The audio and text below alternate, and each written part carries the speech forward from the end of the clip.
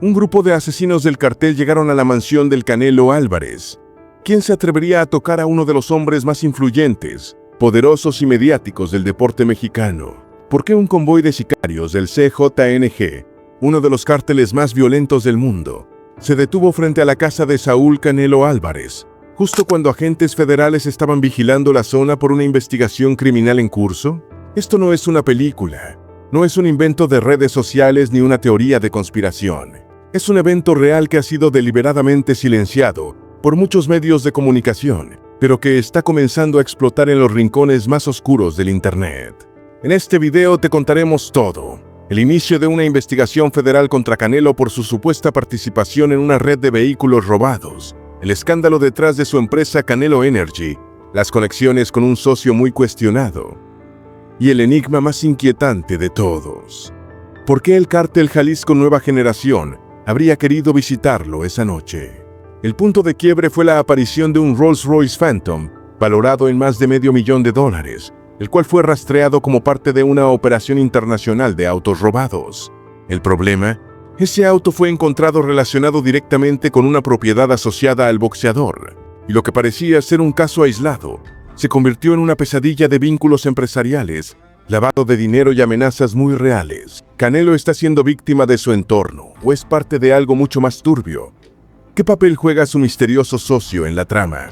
Y lo más inquietante, ¿el silencio del campeón del mundo es una estrategia legal o miedo real? A lo largo de este video, vas a descubrir cómo el poder, el dinero y la fama pueden convertirse en armas de doble filo. Veremos los detalles que no se han dicho públicamente, las pistas que pocos se han atrevido a juntar, y el posible peligro inminente que rodea al ídolo mexicano. Quédate hasta el final, porque esta historia no es solo sobre autos robados o empresas fantasmas, es sobre hasta dónde puede llegar el crimen organizado cuando alguien decide romper las reglas del juego. Todo comenzó con un auto, pero no con cualquier auto. Un Rolls-Royce, negro con interiores en piel blanca, valuado en más de $500,000.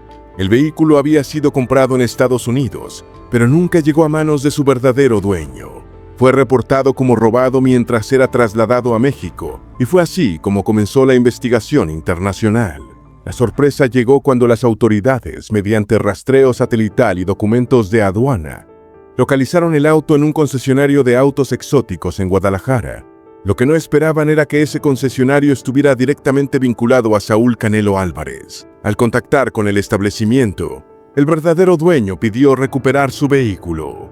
Pero la respuesta fue aún más desconcertante. El Rolls-Royce ya había sido vendido. ¿A quién? Nada menos que a Tito P, conocido en el círculo cercano del Canelo y presente en múltiples eventos junto al boxeador. Según el expediente en curso, Tito pagó el auto en efectivo, sin pasar por un proceso formal de verificación legal, lo que encendió todas las alarmas de las autoridades. Este incidente no solo abrió una investigación sobre el concesionario, sino que también reactivó sospechas sobre los negocios paralelos del Canelo. Uno de ellos, y quizás el más visible en los últimos años, es Canelo Energy, una cadena de gasolineras que ha crecido rápidamente en el occidente del país. El verdadero motor detrás de su expansión es su socio principal, un empresario del que poco se sabe públicamente, pero que aparece mencionado en reportes fiscales y filtraciones internas como sospechoso de actividades de lavado de dinero y uso de facturas falsas. La combinación entre un auto robado que aparece en un lote vinculado a Canelo, una venta directa a su amigo y una red empresarial poco transparente, construye una historia mucho más turbia de lo que se pensaba. Y aunque el boxeador no ha sido acusado oficialmente, las autoridades ya lo tienen en la mira como figura clave para entender cómo estas operaciones millonarias se están camuflando detrás de su imagen de campeón mundial. Con esto, el caso dejó de ser un asunto automotriz. Ahora es una investigación formal que involucra crimen organizado, operaciones financieras sospechosas y un posible mensaje que vendría después. Fue una noche tensa en Puerta de Hierro, uno de los fraccionamientos más exclusivos y protegidos de Guadalajara. Las cámaras de vigilancia privada registraron la llegada de 3 camionetas SUV polarizadas, sin placas visibles, que permanecieron estacionadas frente a la residencia marcada como propiedad de Saúl Canelo Álvarez durante casi 6 minutos. Era poco antes de la medianoche, pero lo que no sabían quienes llegaron en ese convoy es que, desde hacía semanas, la casa del boxeador estaba bajo vigilancia federal discreta. Como parte de una investigación relacionada con el caso del Rolls-Royce robado, agentes encubiertos del gobierno monitoreaban movimientos y comunicaciones desde la zona, bajo autorización judicial. Uno de los agentes observó que un hombre descendió brevemente de una de las camionetas, miró directamente hacia la casa y regresó al vehículo sin decir palabra. Esa acción activó el protocolo. Los agentes solicitaron refuerzos y comenzaron a seguir a los sospechosos discretamente, pero al notar que los vehículos emprendían la retirada de forma sincronizada, el equipo federal decidió intervenir. Lo que vino después fue una persecución corta pero intensa. En una avenida cercana a la colonia Jardines Universidad, uno de los vehículos sospechosos abrió fuego contra la patrulla encubierta. Los agentes respondieron y se produjo un intercambio de disparos que duró menos de un minuto. No hubo heridos, pero el nivel de coordinación mostrado por los ocupantes del convoy dejó claro que no se trataba de delincuentes comunes. Cuando todo terminó, las 3 camionetas desaparecieron. A pesar del operativo desplegado, hasta hoy no se ha logrado identificar ni las placas ni el paradero de los ocupantes. Solo quedaron casquillos de arma larga, marcas de neumáticos y un silencio absoluto. La información no fue difundida oficialmente. No apareció en noticieros ni en portales nacionales. Pero como siempre ocurre, alguien filtró detalles a través de foros privados de seguridad y canales de Telegram. Rápidamente comenzaron a circular mensajes como: "La visita ya fue, el patrón lo fue a ver y ya saben quién lo vendió". El lenguaje usado apuntaba a que no era un simple susto, era un mensaje directo. Y la gran incógnita es por qué alguien como el Canelo, rodeado de escoltas, cámaras y protección, habría sido blanco de un movimiento así. ¿Era una advertencia, un intento de ejecución fallido, o una señal de que los acuerdos que alguna vez existieron hoy están rotos? Aunque la balacera, la persecución y la presencia del convoy no fueron reportadas por medios tradicionales, el caso se propagó como pólvora por otro lado: las redes sociales. En menos de 12 horas, canales de Telegram dedicados al seguimiento del narco y la política subterránea ya hablaban del incidente en Puerta de Hierro. Lo describían como un toque de advertencia contra una figura pública que había faltado a su palabra. Mientras los medios guardaban silencio absoluto, TikTok se llenaba de teorías, audios filtrados y comentarios que iban desde la sorpresa hasta la sospecha. El hashtag CaneloCJNG apareció con más de 2 millones de visualizaciones en apenas un día. Algunos usuarios aseguraban tener parientes o conocidos en cuerpos de seguridad que les habían contado detalles no oficiales. Otros se preguntaban por qué nadie del entorno del Canelo daba la cara públicamente. Un clip que se viralizó mostraba luces y sonidos de disparos en una zona residencial que, según usuarios, coincidía con la ubicación del fraccionamiento. Aunque el video es confuso y no permite confirmar detalles, sirvió para encender aún más la conversación.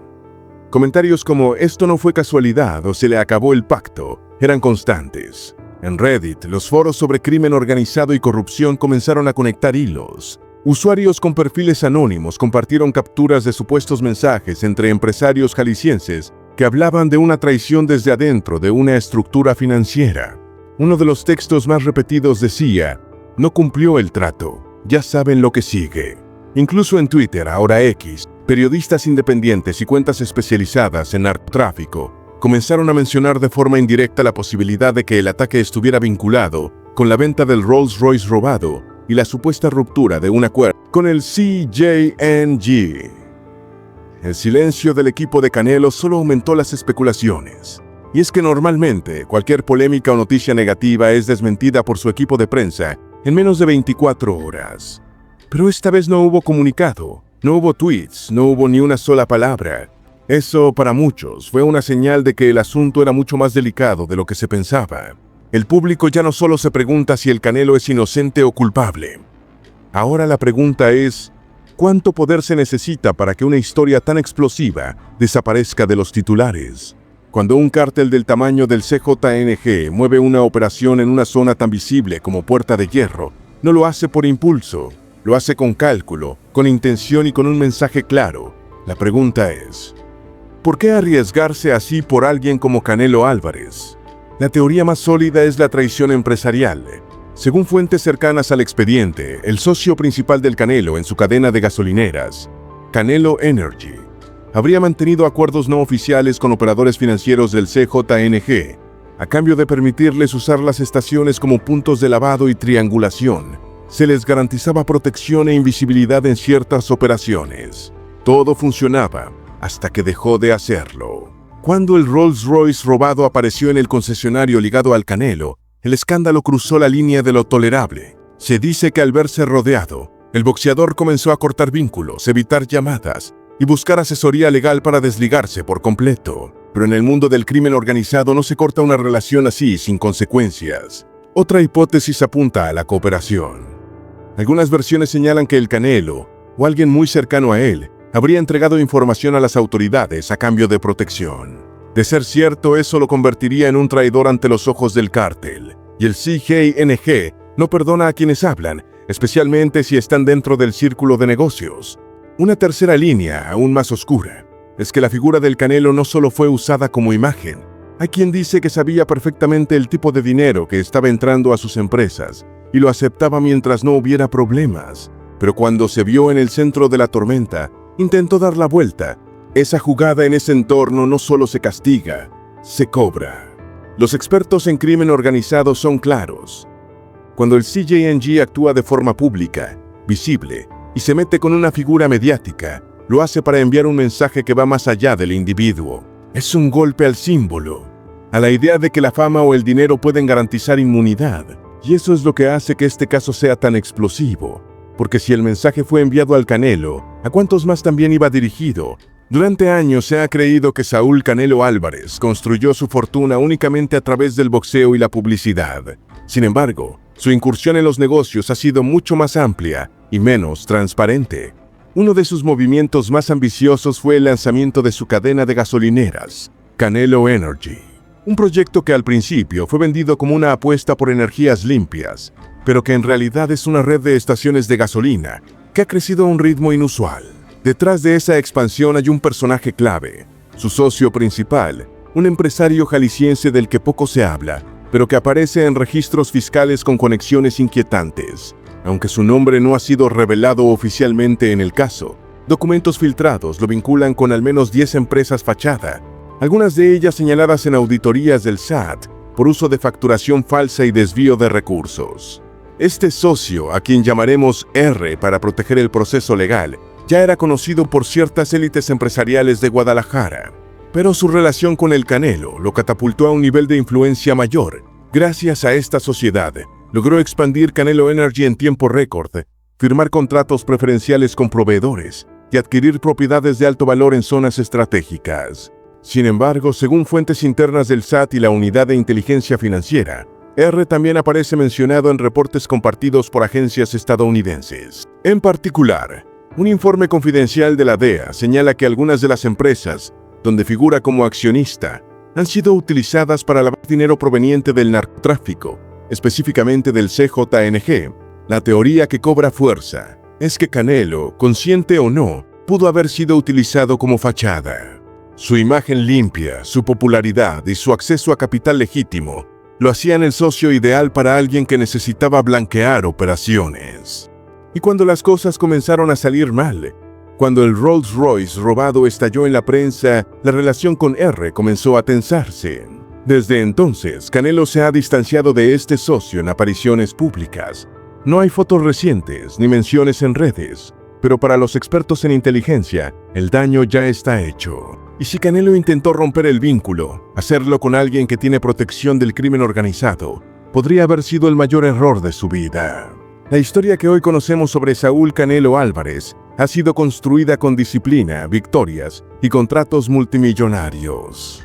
Pero lo que se está desmoronando ahora no tiene que ver con el boxeo, sino con algo más oscuro, más peligroso y posiblemente irreversible. Todo comenzó con un auto, un Rolls-Royce robado que nunca debió terminar en su concesionario, y sin embargo, terminó ahí, vendido además a uno de sus mejores amigos. Esa no fue una coincidencia, fue la pieza que activó la alarma en varias agencias federales. Luego vino el descubrimiento de una empresa en expansión acelerada, Canelo Energy. Una cadena de gasolineras que crecía sin licitaciones, sin presencia pública clara, pero con dinero fluyendo a gran escala. El socio, ya mencionado en múltiples investigaciones, tenía conexiones con empresas fachada, facturas falsas y, lo más grave, vínculos con operadores financieros del cártel Jalisco Nueva Generación. Y después de todo eso, ocurrió lo impensable. Un convoy de sicarios llega a una zona residencial de élite, justo frente a una casa vigilada por autoridades. Se produce una persecución. Hay disparos. Y el silencio, un silencio brutal del que ni Canelo ni su equipo han querido hablar, ni una sola palabra. Esto ya no es una teoría de conspiración, es un patrón, un caso que conecta los lujos, los negocios y la violencia en un mismo escenario.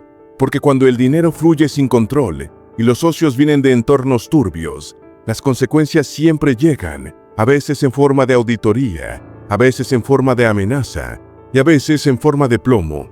¿Está el Canelo involucrado? ¿Fue solo un rostro prestado a una maquinaria corrupta? ¿O intentó cortar los lazos demasiado tarde? Lo cierto es que si el CIGNG realmente fue a buscarlo, si esa visita fue real, pública y directa, entonces estamos hablando de un mensaje muy claro. Nadie está por encima, ni los campeones del mundo. Y si esto le puede pasar a alguien con millones, escoltas, abogados y visibilidad internacional, imagina lo que le puede pasar a cualquiera sin esos escudos. Ahora la pregunta queda en tus manos. ¿Crees que el CJNG quiso silenciar al Canelo? ¿O simplemente recordarle quién manda? Déjalo en los comentarios. Suscríbete al canal si te impactó esta historia y activa la campanita porque esto no termina aquí. Lo que viene podría ser aún más explosivo.